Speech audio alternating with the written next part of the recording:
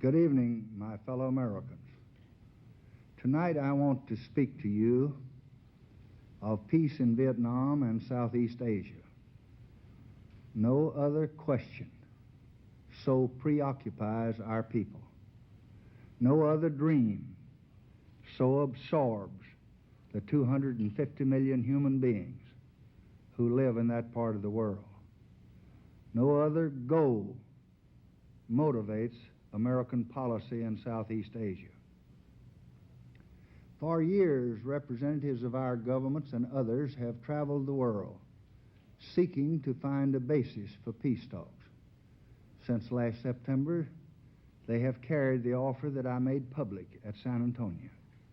And that offer was this: that the United States would stop its bombardment of North Vietnam when that would lead promptly to productive discussions, and that we would assume that North Vietnam would not take military advantage of our restraint. Hanoi denounced this offer both privately and publicly.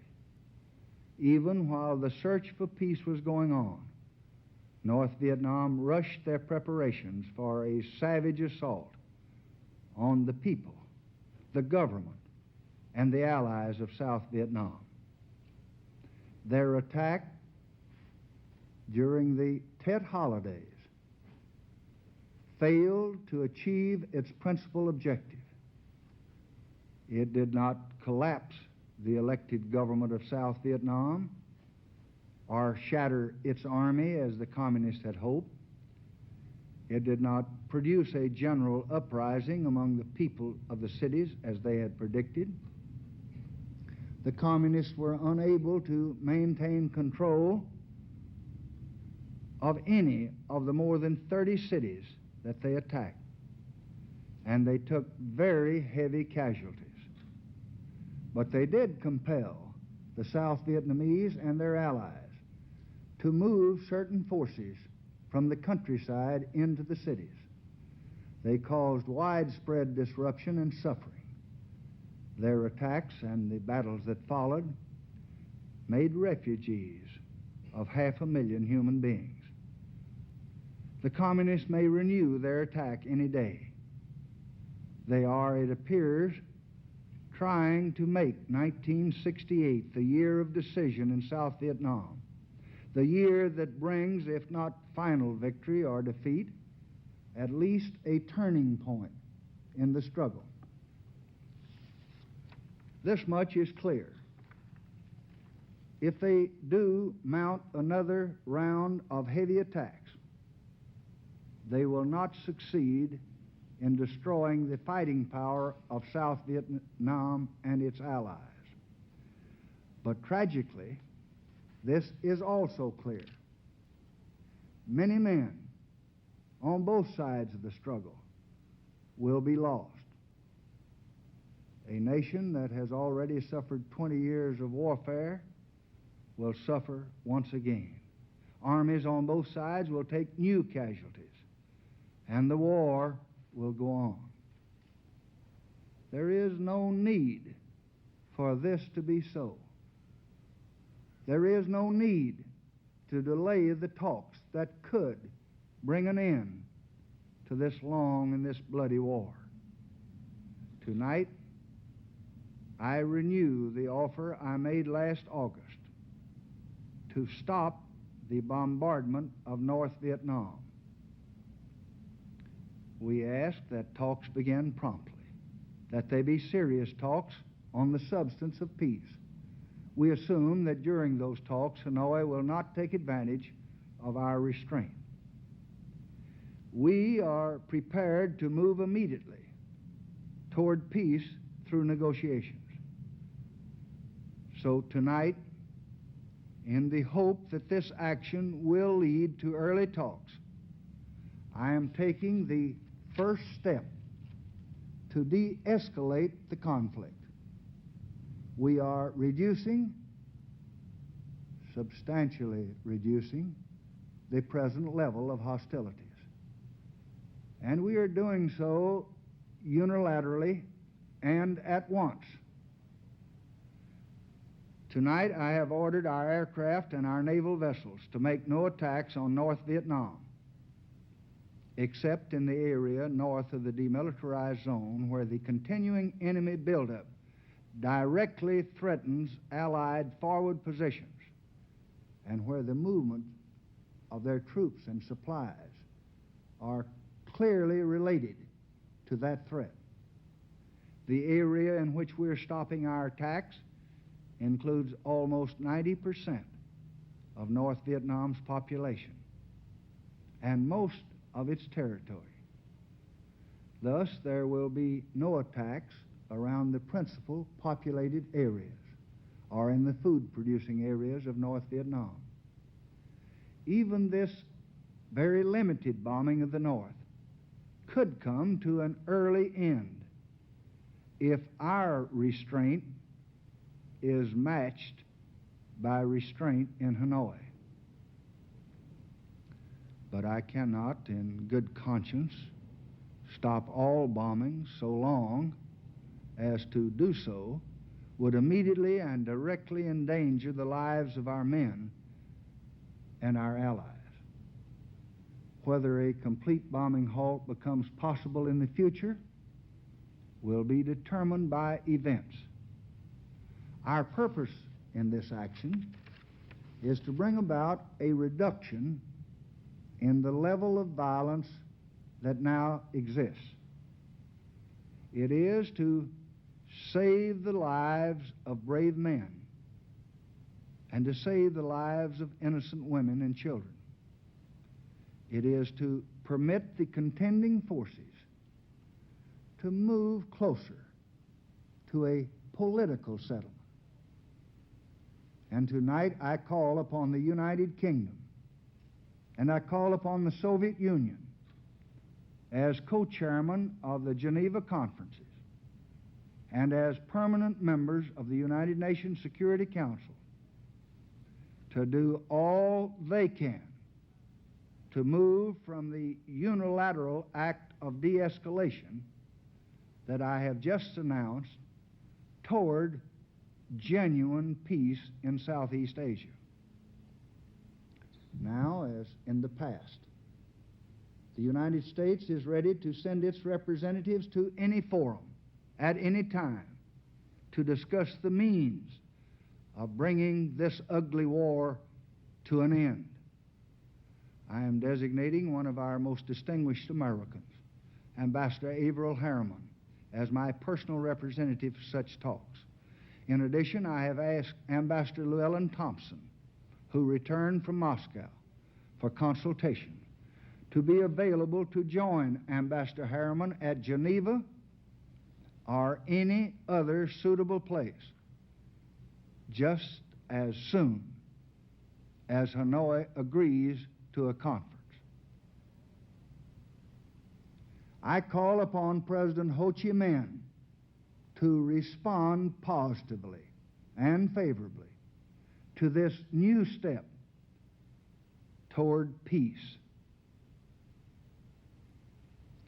But if peace does not come now through negotiations, it will come when Hanoi understands that our common resolve is unshakable and our common strength is invincible.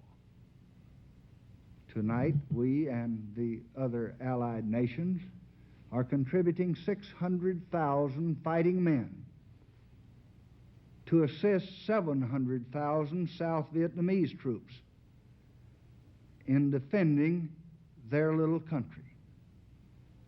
Our presence there has always rested on this basic belief: the main burden of preserving their freedom must be carried out by them, by the South Vietnamese themselves.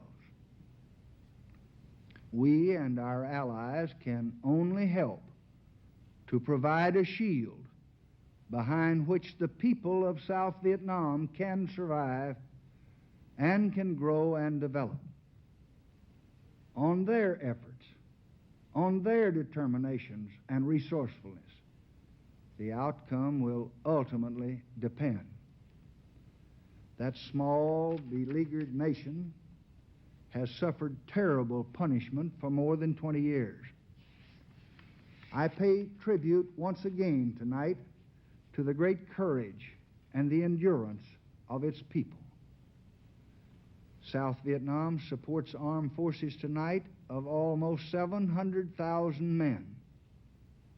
And I call your attention to the fact that that is the equivalent of more than 10 million in our own population. Its people maintain their firm determination to be free of domination by the North.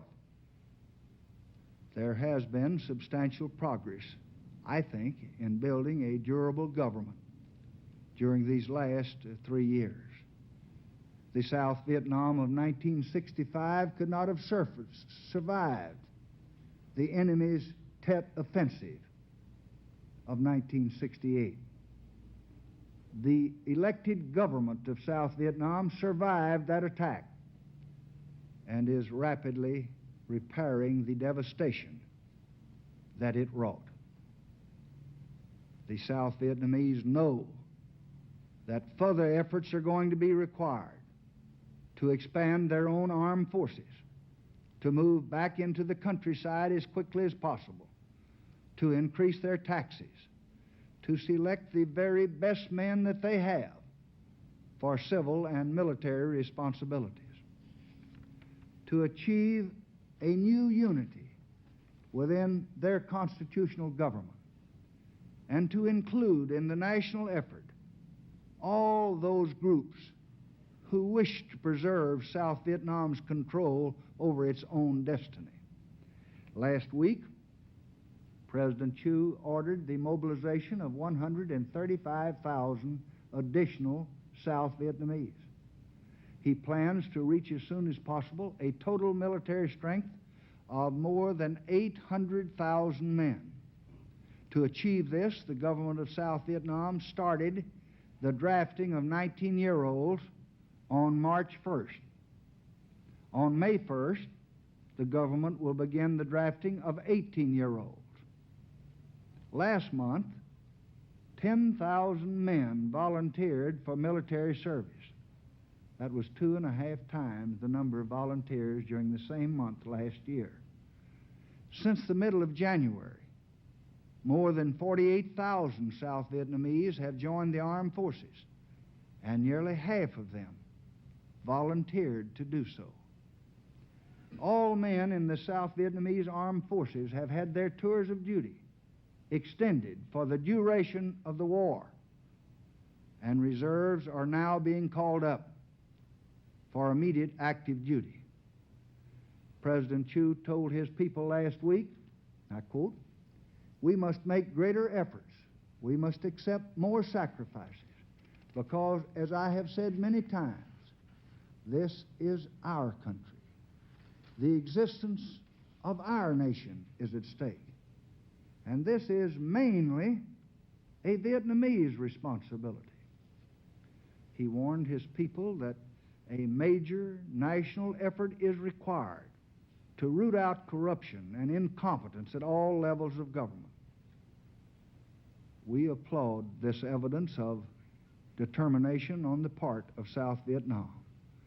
Our first priority will be to support their effort. We shall accelerate the re-equipment of South Vietnam's armed forces in order to meet the enemy's increased firepower, and this will enable them progressively to undertake a larger share of combat operations against the communist invaders. On many occasions, I have told the American people that we would send to Vietnam those forces that are required to accomplish our mission there. So, with that as our guide, we have previously authorized a force level of approximately 525,000. Some weeks ago, to help meet the enemy's new offensive, we sent to Vietnam about 11,000 additional Marine and airborne troops. They were deployed by air in 48 hours on an emergency basis. but the artillery and the tank and the aircraft and medical and other units that were needed to work with and to support these infantry troops in combat could not then accompany them by air on that short notice. In order that these forces may reach maximum combat effectiveness, the Joint Chiefs of Staff have recommended to me that we should prepare to send during the next 5 months the support troops totaling approximately 13,500 men. A portion of these men will be made available from our active forces.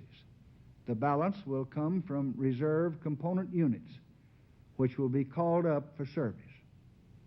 The actions that we have taken since the beginning of the year to re-equip the South Vietnamese forces to meet our responsibilities in Korea, as well as our responsibilities in Vietnam, to meet price increases and the cost of activating and deploying these reserve forces, to replace helicopters and provide the other military supplies we need, all of these actions are going to require additional expenditures.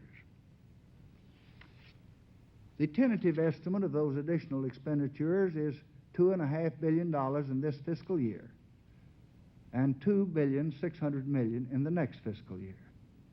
These projected increases in expenditures for our national security will bring into sharper focus the nation's need for immediate action. Action to protect the prosperity of the American people and to protect the strength and the stability of our American dollar. On many occasions, I have pointed out that without a tax bill or decreased expenditures, next year's deficit would again be around $20 billion. I have emphasized the need to set strict priorities in our spending. I have stressed that failure to act, and to act promptly and decisively, would raise very strong doubts throughout the world about America's willingness to keep its financial house in order. Yet Congress has not acted. And tonight we face the sharpest financial threat in the post-war era, a threat to the dollar's role as the keystone of international trade and finance in the world. Last week at the Monetary Conference in Stockholm, the major industrial countries decided to take a big step toward creating a new international monetary asset that will strengthen the international monetary system. And I'm very proud of the very able work done by Secretary Fowler and Chairman Martin of the Federal Reserve Board. But to make this system work, the United States just must bring its balance of payments to or very close to equilibrium. We must have a responsible fiscal policy in this country. The passage of a tax bill now, together with expenditure control that the Congress may desire and dictate, is absolutely necessary to protect this nation's security and to continue our prosperity and to meet the needs of our people. Now, what is at stake is 7 years of unparalleled prosperity. In those 7 years, the real income of the average American after taxes rose by almost 30%, a gain as large as that of the entire preceding 19 years.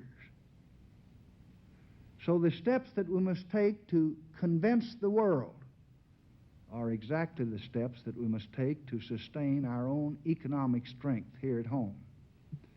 In the past 8 months, prices and interest rates have risen because of our inaction.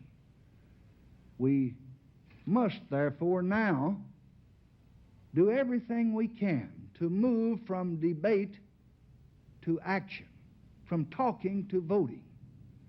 And there is, I believe, I hope there is, in both houses of the Congress, a growing sense of urgency that this situation just must be acted upon and must be corrected. My budget in January, we thought, was a tight one. It fully reflected our evaluation of most of the demanding needs of this nation. But in these budgetary matters, the President does not decide alone. The Congress has the power and the duty to determine appropriations and taxes. And the Congress is now considering our proposals, and they're considering reductions in the budget that we submitted. As part of a program of fiscal restraint that includes the tax surcharge, I shall approve appropriate reductions in the January budget when and if Congress so decides that that should be done. One thing is unmistakably clear, however. Our deficit just must be reduced. Failure to act could bring on conditions that would strike hardest at those people that all of us are trying so hard to help. So these times call for prudence in this land of plenty. And I believe that we have the character to provide it. And tonight I plead with the Congress and with the people to act promptly to serve the national interest and thereby serve all of our people. Now let me give you my estimate of the chances for peace. The peace that will one day stop the bloodshed in South Vietnam, that will all the Vietnamese people be permitted to rebuild and develop their land, that will permit us to turn more fully to our own tasks here at home. I cannot promise that the initiative that I have announced tonight will be completely successful in achieving peace any more than the 30 others that we have undertaken and agreed to in recent years. But it is our fervent hope that North Vietnam, after years of fighting that has left the issue unresolved, will now cease its efforts to achieve a military victory and will join with us in moving toward the peace table. And there may come a time when South Vietnamese on both sides are able to work out a way to settle their own differences by free political choice rather than by war. As Hanoi considers its course, it should be in no doubt of our intentions. It must not miscalculate the pressures within our democracy in this election year. We have no intention of widening this war, but the United States will never accept a fake solution to this long and arduous struggle and call it peace. No one can foretell the precise terms of an eventual settlement. Our objective in South Vietnam has never been the annihilation of the enemy. It has been to bring about a recognition in Hanoi that its objective, taking over the South by force, could not be achieved. We think that peace can be based on the Geneva Accords of 1954 under political conditions that permit the South Vietnamese, all the South Vietnamese, to chart their course free of any outside domination or interference from us or from anyone else. So tonight, I reaffirm the pledge that we made at Manila that we are prepared to withdraw our forces from South Vietnam as the other side withdraws its forces to the north, stops the infiltration, and the level of violence thus subsides. Our goal of peace and self-determination in Vietnam is directly related to the future of all of Southeast Asia, where much has happened to inspire confidence during the past 10 years. And we have done all that we knew how to do to contribute and to help build that confidence. A number of its nations have shown what can be accomplished under conditions of security. Since 1966, Indonesia, the fifth largest nation in all the world, with a population of more than 100 million people, has had a government that's dedicated to peace with its neighbors and improved conditions for its own people. Political and economic cooperations between nations has grown rapidly. And I think every American can take a great deal of pride in the role that we have played in bringing this about in Southeast Asia. We can rightly judge, as responsible Southeast Asians themselves do, that the progress of the past 3 years would have been far less likely, if not completely impossible, if America's sons and others had not made their stand in Vietnam. At Johns Hopkins University, about 3 years ago, I announced that the United States would take part in the great work of developing Southeast Asia, including the Mekong Valley, for all the people of that region.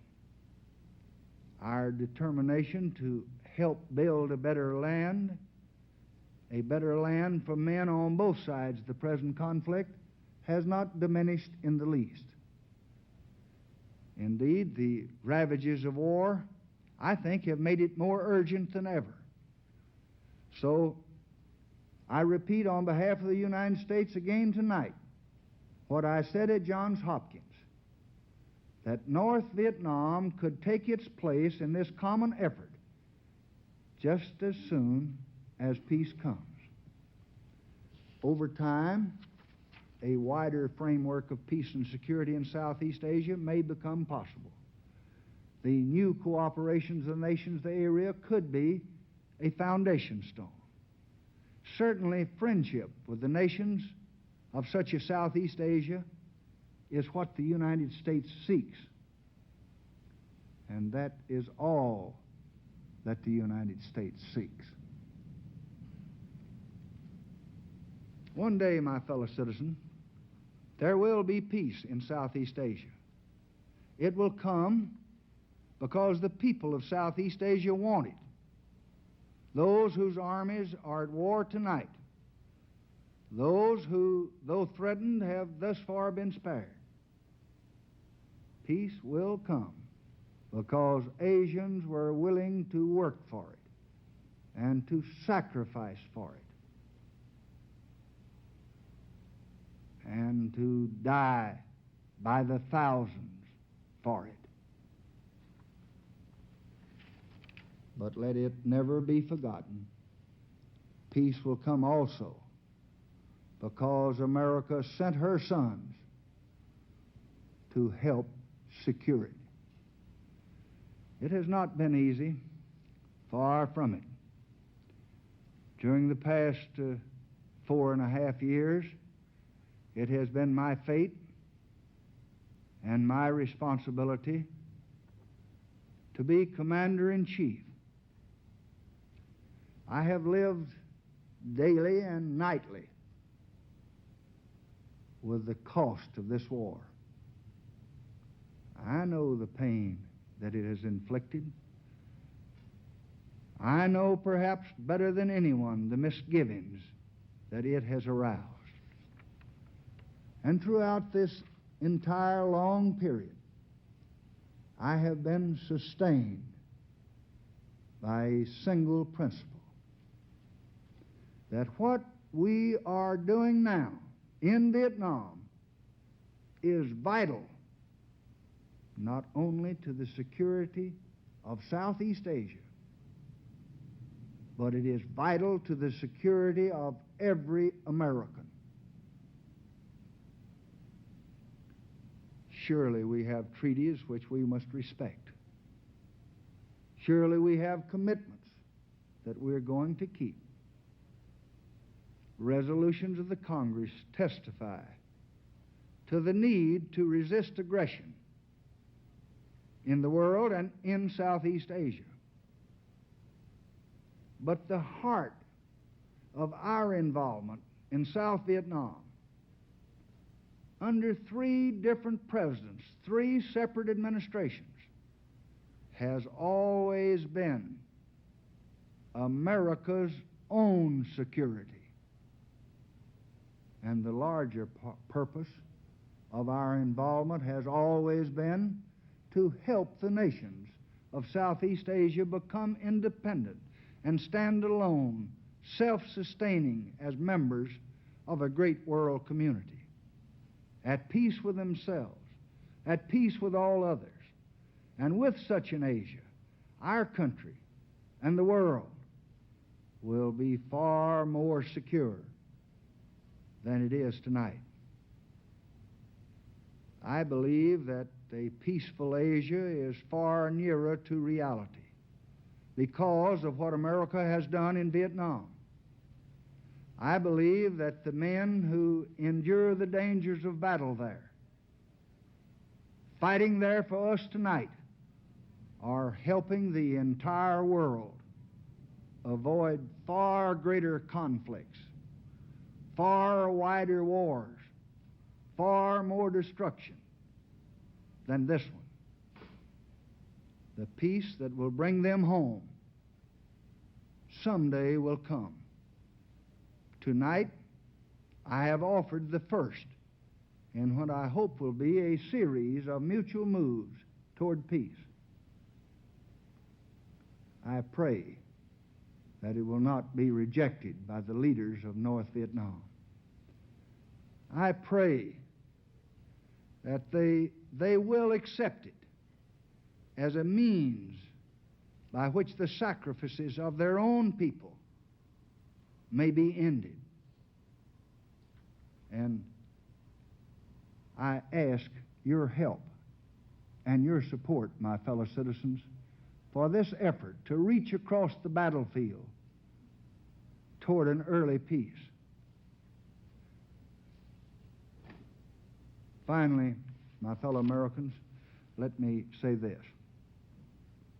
Of those to whom much is given, much is asked. I cannot say, and no man could say, that no more will be asked of us.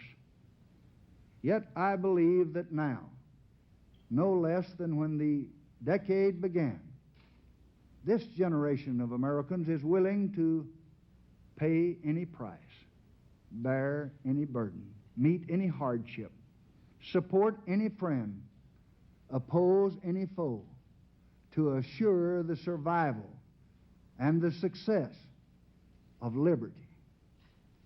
Since those words were spoken by John F. Kennedy, the people of America have kept that compact with mankind's noblest cause, and we shall continue to keep it.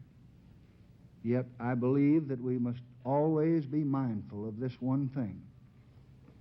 Whatever the trials and the tests ahead, the ultimate strength of our country and our cause will lie not in powerful weapons or infinite resources or boundless wealth, but will lie in the unity of our people. This I believe very deeply. Throughout my entire public career, I have followed the personal philosophy that I am a free man and American, a public servant, and a member of my party. In that order, always and only. For 37 years in the service of our nation, first as a congressman, as a senator, and as vice president, and now as your president, I have put the unity of the people first. I have put it ahead of any divisive partisanship. And in these times, as in times before, it is true that a house divided against itself by the spirit of faction, of party, of region, of religion, of race, is a house that cannot stand. There is division in the American house now. There is divisiveness among us all tonight. And holding the trust that is mine as president of all the people, I cannot disregard the peril to the progress of the American people and the hope and the prospects of peace for all peoples. So I would ask all Americans, whatever their personal interests are concerned, to guard against divisiveness and all of its ugly consequences. 52 months and 10 days ago, in a moment of tragedy and trauma, the duties of this office fell upon me. I asked then for your help and God's, that we might continue America on its course, binding up our wounds, healing our history, moving forward in new unity to clear the American agenda and to keep the American commitment for all of our people. United, we have kept that commitment. And united, we have enlarged that commitment. And through all time to come, I think America will be a stronger nation, a more just society, a land of greater opportunity and fulfillment because of what we have all done together in these years of unparalleled achievement. Our reward will come in the life of freedom and peace and hope that our children will enjoy through ages ahead. What we won when all of our people united just must not now be lost in suspicion and distrust and selfishness and politics among any of our people. And believing this as I do, I have concluded that I should not permit the presidency to become involved in the partisan divisions that are developing in this political year. With American sons in the field far away, with America's future under challenge right here at home, with our hopes and the world's hopes for peace and the balance every day, I do not believe that I should devote an hour or a day of my time to any personal partisan causes or to any duties other than the awesome duties of this office, the presidency of your country. Accordingly, I shall not seek and I will not accept the nomination of my party for another term as your president. But let men everywhere know, however, that a strong and a confident and a vigilant America stands ready tonight to seek an honorable peace and stands ready tonight to defend an honored cause, whatever the price, whatever the burden, whatever the sacrifice that duty may require. Thank you for listening. Good night, and God bless all of you.